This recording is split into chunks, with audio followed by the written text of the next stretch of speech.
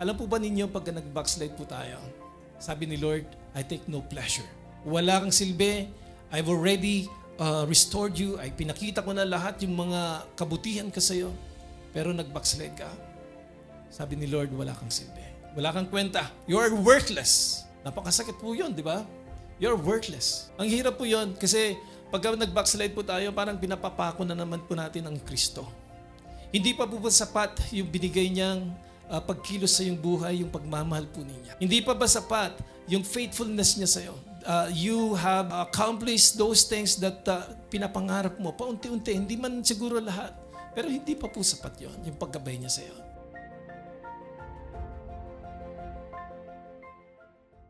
I want to start this sermon by reading this verse to you. In 2 Corinthians 5 verse 17, therefore if anyone is in Christ, he is a new creation. All things are passed away. Behold, all things have become new. 2 Corinthians 5 verse 17. We serve a great God. We serve an omnipotent God. There's nothing that God cannot do. He is the God of our present, He is the God of our past, and He is the God of our future. Amen? He always in the move. Ang ating Panginoon ay kumikilos palagi, every time, every second, every bit upon our lives, He is doing a new things. And I believe that that is the nature of God. Hindi lang po natin napapansin. Even when you are sleeping, God is moving upon your life. God is doing things. And the God that we are serving doesn't commit mistakes. He is always perfect. And He is unstoppable. Sabihin nga po natin, unstoppable. Siya ay unstoppable. Hindi po siya napipigilan. He is immovable.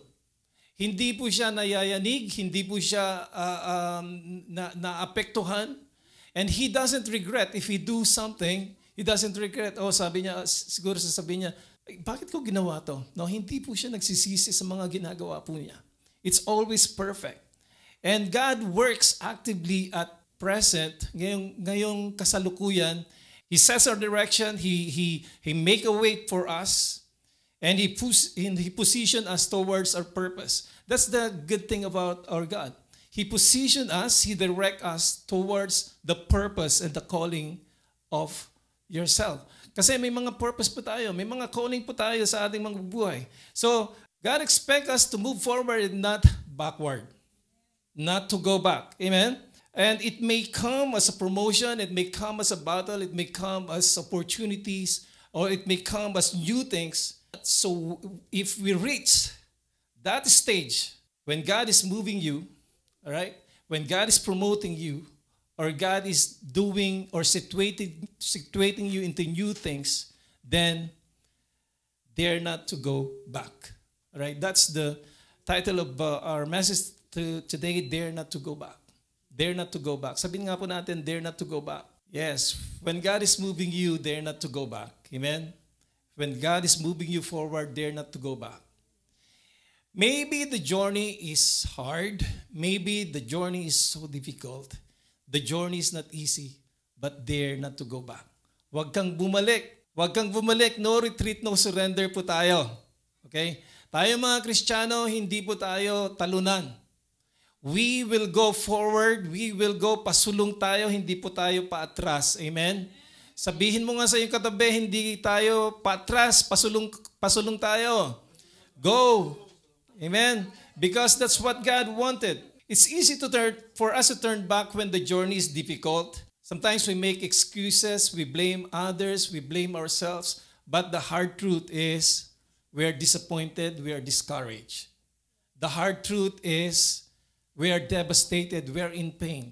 Kaya tayo minsan ay gusto nating bumalik. One of the example of Peter is, Peter when he made mistakes or he messed up, he denied Jesus for 3 times.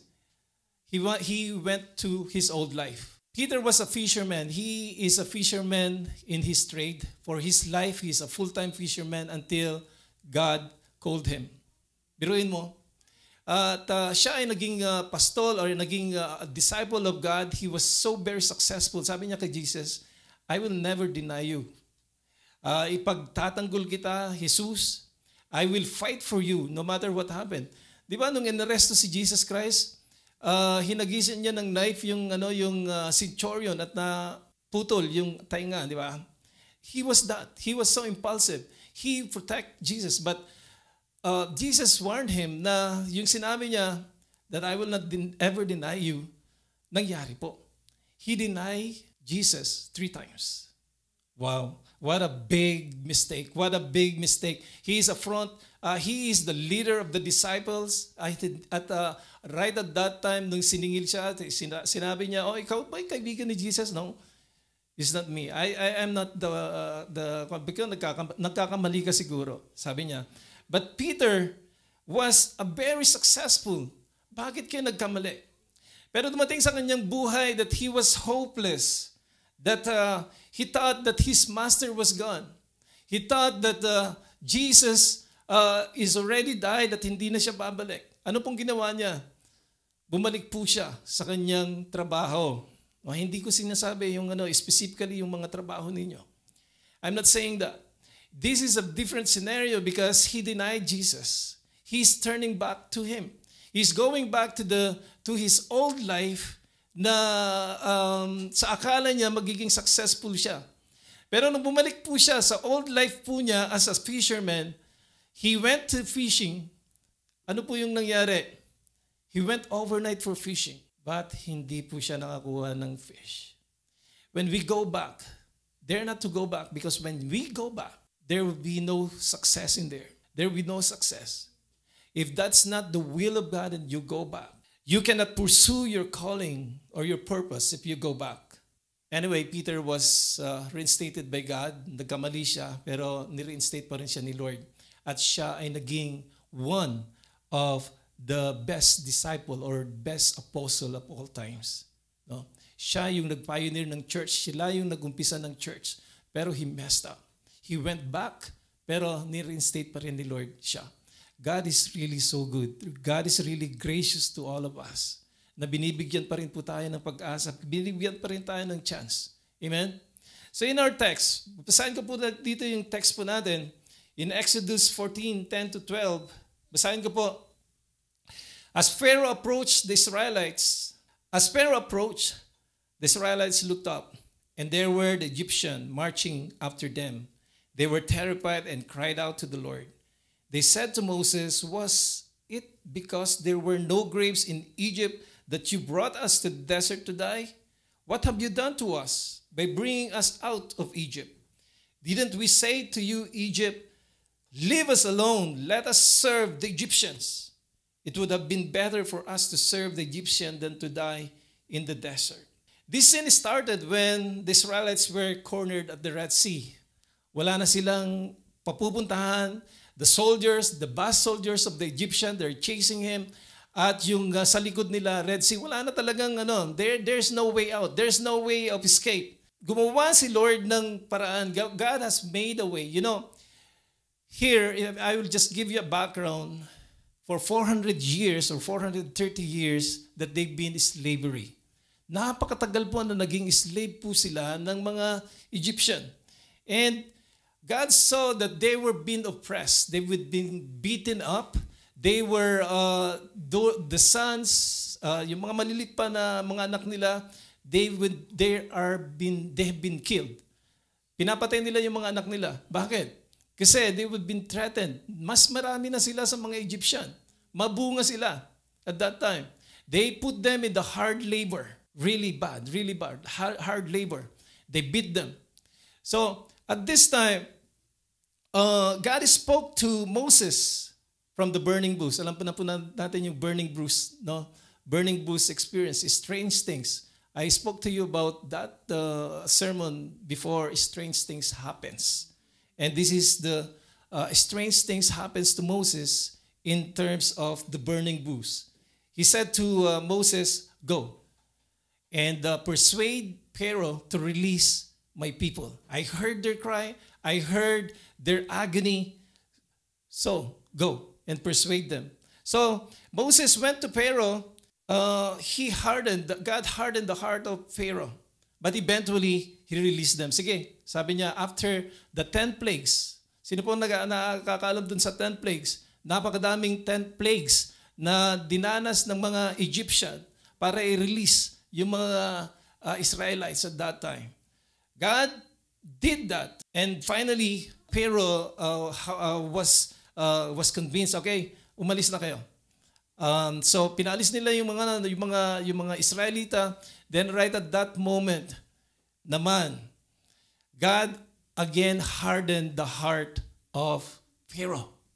Wow. He released them, he softened the heart of Pharaoh, then after they came out from the Egypt, he hardened again. Ano kayang purpose nito? Bakit ganun naman si Lord? Pinapahirapan pa kami. Pinapahirapan pa sila. So they would be chased. Na-chase sila. They would be cornered at the Red Sea. Dito po sinabi ng mga Israelita kay Moses, sabi niya, here they were terrified and pointed all their fingers and blamed Moses. Sabi ng mga Israelita kay Moses, leave us alone. Let us serve the Egyptian. It would have been better for us to serve the Egyptian than to die in the desert. Ano po ang ibig sabihin nito? Ang ibig sabihin po nito is they prefer to be slave. They prefer to go to their old life. They prefer to go back. Ang naging problema po is they forgot what God has done to them. Nakalimutan na nila lahat yung mga ginawa ni Lord sa kanilang mga buhay. The 10 plagues, yung mga milagro, those things spectacular things that God has done, they all forgot. The reasons why God hardened the heart of Pharaoh was to demonstrate or show His limitless power to the Israelites. Yun pala yung purpose ni Lord. No? Kung bakit hinarden niya yung heart ni Pharaoh. Para may demonstrate niya yung mga milagro, yung mga spectacular things sa kanila. Why does He always do that? So that we won't forget. Battles and victories are those things that God uses so that we won't forget. Di ba pagka nagkukwento tayo, yung tatay ko pagka nagkwento, during old days, it was so boring that paulit-ulit na lang. He will say his victories, he will say his frustration, his trials. Ganon din po kayo pagka tumanda po kayo. Paulit-ulit din kayo. Hindi niyo lang napapansin yung sarili niyo, pero ganon, no? Kaya binabalaan ko kayo. Nung araw, ganito anak, alam mo ba ang kinakain namin? Ganon, di ba? Alam mo, naglalakad kami. Nung nag-aral kami, naglalakad kami from sa bahay hanggang sa school. Nagbabaon kami ng kamote. Yan. At yung Nutriban, yung mga nakaabot pa ng Nutriban, no? Nagbabaon kami ng Nutriban, no? Alam mo ba, anak, nung ikaw ay bata, pinapakain lang kita ng ganito, ganyan, di ba? Pero lumaki ka na, mga ganon.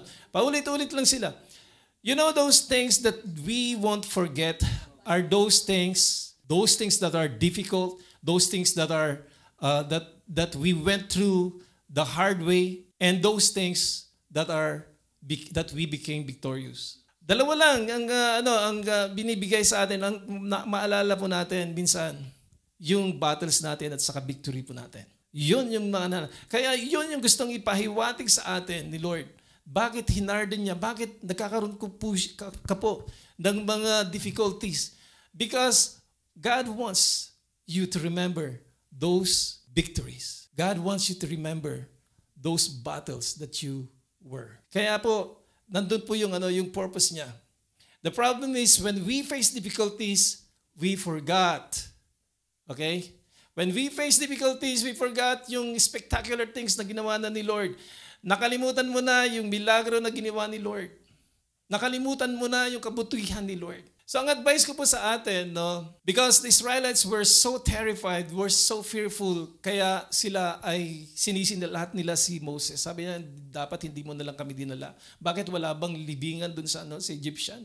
Ayaw naming mamamatay dito, ibalik mo na lang kami. That's what the Israelites. Pero ang advice ko po sa atin, don't make decisions when you are on that height of your emotion. Fear is an emotion. At wag po tayong bumalik.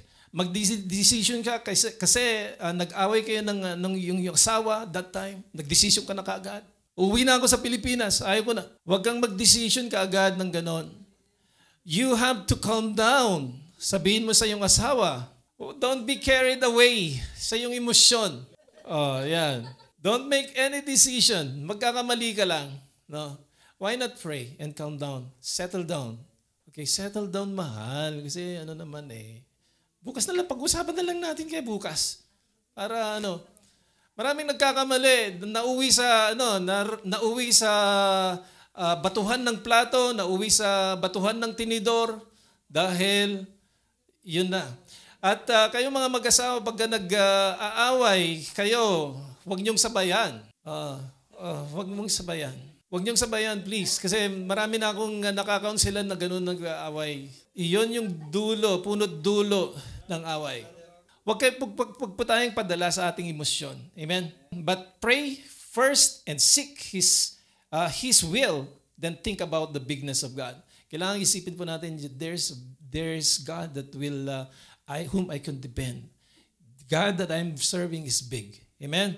So my friends, God expects you to face difficulties, and God also expects us that we can overcome it. We go further to our text. It says here in Exodus 14:13 to 15, Moses answered the people, "Do not be afraid. Stand firm, and you will see the deliverance of God will bring you today. The Egyptian you see today, you will never see again. And the Lord will fight for you. You need only to be still." Then the Lord said to Moses, "Why are you crying out to me? Tell the Israelites to move on." There are things that happens here. Moses encouraged the Israelites. Sabi niya, ano yung una? Be not afraid, stand firm, or tumindig ng matatag, and be still. Pero, na-encourage po ba sila? Did they encourage? They were encouraged? No, they were not encouraged at all. So, anong reaction ni Moses? Kahit siya na-discourage. He is like a crying baby. If you can imagine this scene that I am encouraging you, and then the one that I'm encouraging, I am also suffered a problem, and I went in need also of encouragement. At that time, si Moses mismo yung na-discourage. And he need God. He was so crying. He was so devastated because they all point their fingers. They blamed Moses at that time. So Moses was on that breaking point. Nandun na siya sa breaking point na ayaw ko na, Lord. Ibalik nyo na nga lang din kami. Nagkamali ata ako. Ibalik nyo lang din kami. Ayaw ko na dito. Wala akong kakampi dito. Lahat sila nagkakampihan. Wala, ako lang. Sometimes, God will move when the time that we lose our job. Pauwi na po tayo. Or wala nang pag-asa yung relasyon niyo. Sometimes, God is moving on to that hopelessness. When we reach that hopelessness, when we reach that point of giving up. When we reach on the verge of giving up, God is moving. Minsan, dinadala po tayo doon sa point ni Lord. But you have no more job, you lose your job, you lose your hope, but God is plain and simple what He is saying to us. Move on. Move on. Dare not to go back. Just move on. The worst decision of us believers sometimes is we backslide when we experience hardship. We shrink back.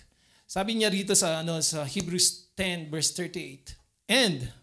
But my righteous one will live by faith, and I take no pleasure in one who shrink back. But we do not belong to those who shrink back and are destroyed, but to those who have faith and are saved. Ang shrink back ay bumalik ka sa old life mo. Bumalik ka sa buhay mo dati. Na-backslide ka na. You're going against the will of God.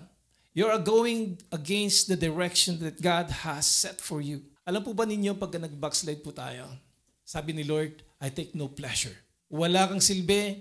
I've already restored you. Ay pinakita ko na lahat yung mga kabutihan ka sa'yo. Pero nag-backslide ka. Sabi ni Lord, wala kang silbi. Wala kang kwenta. You're worthless. Napakasakit po yun, di ba?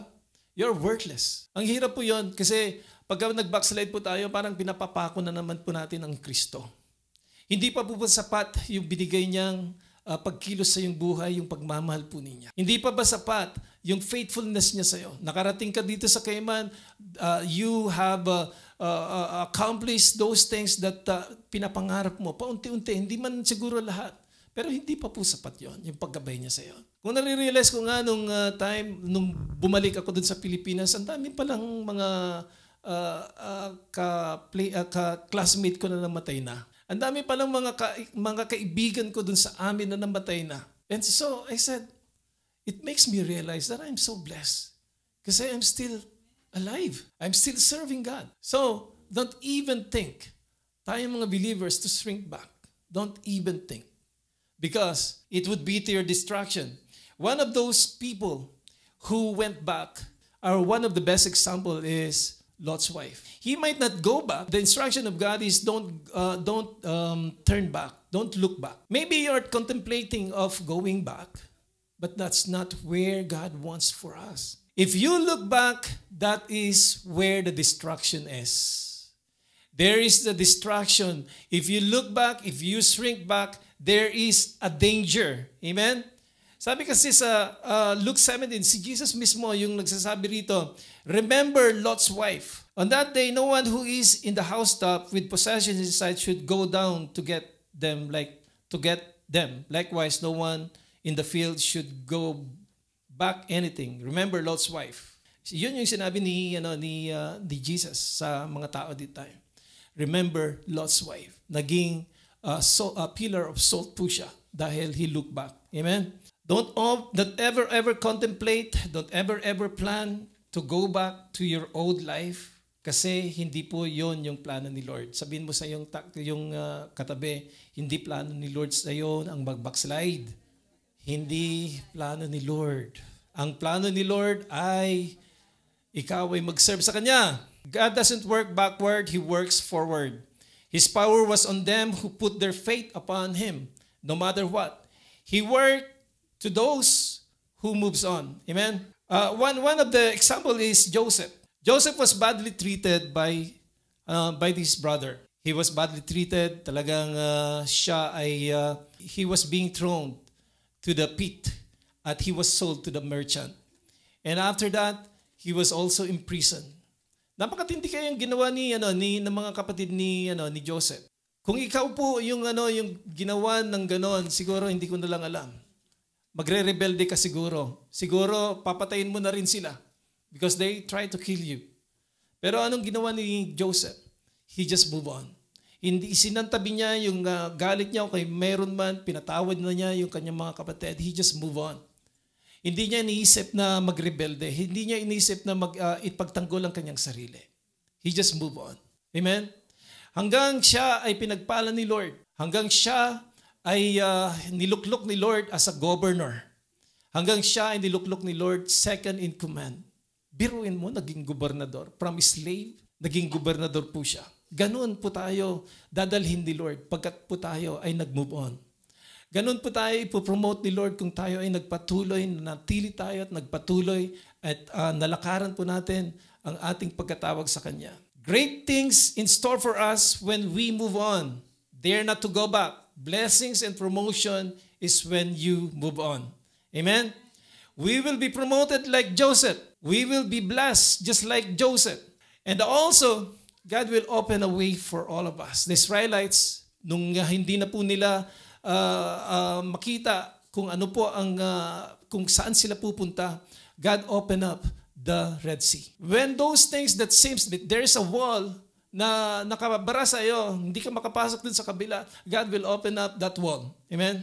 Kung ikaw nakatanikala, hindi ka, or you are a slave, hindi ka you're in bondage of drugs, you're in bondage of addiction, whatever it is, God could break us up.